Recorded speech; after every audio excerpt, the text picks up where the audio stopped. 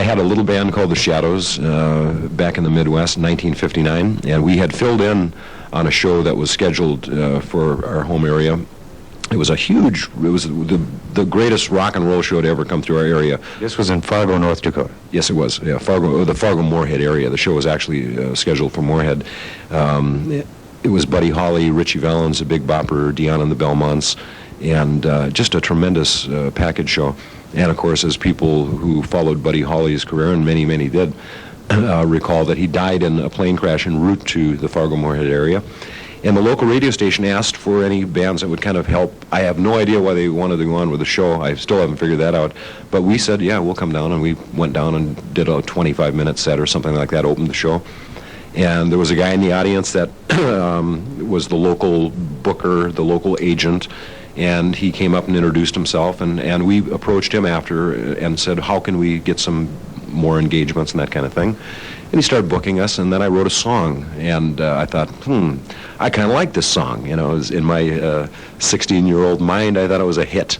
And we went to Minneapolis and collectively put out $500 and went in and cut Susie Baby. And it was released regionally in 1959 and did well enough in the upper Midwest to sell to a major label, and that was Liberty Records. I wasn't crazy about Devil or Angel. The first time I heard that, I was wanting to, I guess, move forward, and here was a song that was being presented to me that had been a hit in the mid-'50s by a group called the Clovers. Wonderful record, a hit record for them, and I just didn't think that it was... I wanted to rock. I didn't want to sing slow songs, and but I took Snuffy's advice, and he said, let's just try it, see what happens. And I said, fine. And that's the relationship that we had. I would sometimes push material, and sometimes he'd push material, and we gave each other the benefit of the doubt, and if it worked, it worked. And when the success happened with Devil or Angel, how did you react? How did you handle it? How did your parents handle it? I made a decision after Susie Baby, after our first record, that this was really something that I wanted to do, and I made the commitment to go ahead and pursue it. And I was, as I mentioned before, I was 16 years old, and it's a wonderful age because you can conquer the world when you're 16. You don't, well, that's exactly where it was at for me. Susie Baby I thought was a hit, and all of a sudden, boom, the thing turned out to be a decent-sized record. And when Devil or Angel hit, I was surprised because I wasn't really crazy about the song, but I was caught up in recording, and it really didn't change my life a whole lot. I was still living in the Midwest, commuting out to Los Angeles to record, and touring in the upper Midwestern area. My parents went along really with my decision at that point to make that commitment, and so they were excited for me and happy about the record. Rubber Ball, one of the bouncy. What do you think today when you hear that song? I haven't listened to that song in years, Joe. my daughter used to listen to that a few years back. She's even outgrown it.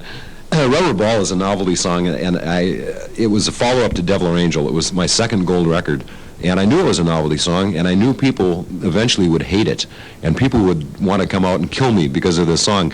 But as time goes on, as you gain a little distance on it, it's really interesting now when I do the song, people look back. I guess it just touches some good memories or something, and it feels good. And so I have fun with it. I like it again. Rubber ball, I'm bouncing back to you. Rubber ball, I'm bouncing back to you. Rubber ball, I was in the recording studio recording a song, the very first song that was written for me by Carole King and Jerry Goff, on a song called How Many Tears. And Carole and Jerry had flown to Los Angeles to be at the session, and during a break she said, let me play a couple songs that we just wrote. And she sat down on the piano and went, boom, boom, boom, take good care of my... And we listened to the song and said, wow, this is great. And on the next session we recorded it, and it felt like a hit, and it was. That was one time I was right. take good care of my baby. Well, take good care of my baby. Funny story, it was written by Jerry Goffin, Carole King's husband, and Jack Keller, and it was on a stack at the publisher's office on a stack that said the Everly Brothers, And my producer, Snuffy Garrett, walked into the office and said, here's Bobby Vee's stack, here's the Everly Brothers stack, here's so-and-so stack, and he grabbed all the stacks and he went back and listened to them all, and then he said, he presented this song to me, and I said, boy, great song. He didn't tell me until later that it was supposed to have been for the Everly Brothers. One of the songs we get so many calls about is Please Don't Ask About Barbara. I'm happy to hear that, thank you. That song was a victim of unfortunate timing. It was released, as most of the songs we're talking about, back in the early 60s, and it was released at the same time that Dick Clark was getting a divorce from his wife Barbara and his second wife. It was not planned that way. It wasn't written about them or anything, but Dick, I remember doing a show with him one time, and he said, why did you have to put that song out now? You know? And needless to say, he never played it on American Bandstand. Sharing You is a song that was written by Carole King and Jerry Goffin, and I don't know why, but it's of all the many tunes that I've done of hers over the years, it's a favorite of mine. I think it's the harmony structure in it or something. I like the song a lot. Sharing you, I know I'm sharing you. Punisher, boy, start me off, I'll get this one in. Yeah, that's right. Punisher, kill her with kindness. And the background singers go, doo-doo, doo-doo, doo-doo, doo-doo. Buy her red roses every day. It just seemed like another in a string of hits to you. By the time we got around to Punisher, I wasn't real crazy about the song. I guess I wasn't crazy about the title. There was beginning to be a sameness to the material that we were doing. They were kind of formula songs, and I felt that we had gone past the formula. And I think we were right. I think that we had gone past the formula because that was 63, something like that, and the whole English thing was just starting to happen. The Night Has a Thousand Eyes was written by Ben Wiseman, a fellow who wrote 20 or 30 forgettable songs for Elvis Presley movies.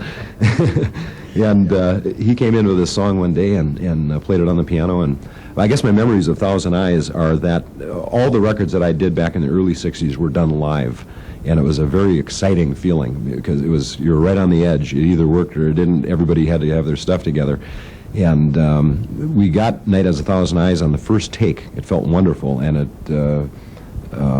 we did another protection copy, but we ended up using the first take on that. Had a good feel to it, and I think it still does when I listen to it. Has a thousand eyes.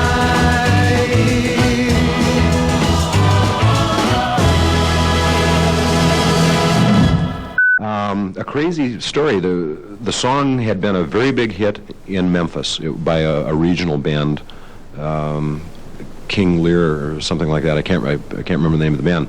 A disc jockey in Oklahoma City loved it, had played it in Oklahoma City. Nothing happened with it. They couldn't get product. And he was on vacation in Los Angeles and just dropped by the record company one day, and I happened to meet him, and he said, boy, I got a song that I think would be a smash for you. And we listened to it, and I thought, that really is nice. And we went in the studio. I borrowed some time from Vicki Carr, who was in the studio. She took a break, and we just used the same musicians and came in and really did it in about an hour, and then came back and cleaned it up a little bit later.